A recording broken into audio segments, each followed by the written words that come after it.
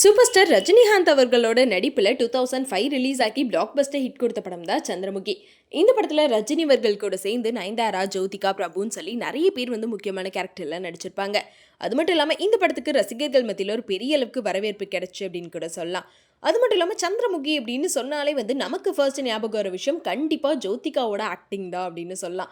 ஏன்னா சந்திரமுகி கேரக்டரில் ஜோதிகா நடிக்கிறப்போப்பா என்ன ஆக்டிங்ப்பா அப்படின்னு சொல்லி நிறைய பேர் அவங்களோட ஆக்டிங்கை பாராட்டிட்டு இருந்தாங்க. அதுலேயும் ஜோதிகாவோட கெரியரில் இந்த படம் ஒரு பெரிய அளவுக்கு பேர் வாங்கி கொடுத்த படம் அப்படின்னு கூட சொல்லலாம்.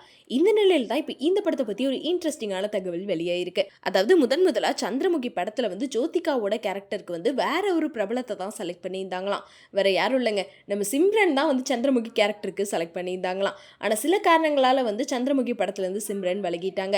அதுக்கப்புறமா தான் இந்த கேரக்டரை ஜோதிகா பண்ணால் நல்லாயிருக்கும் அப்படின்னு சொல்லி ஜோதிகாவை செலக்ட் பண்ணியிருக்காங்க.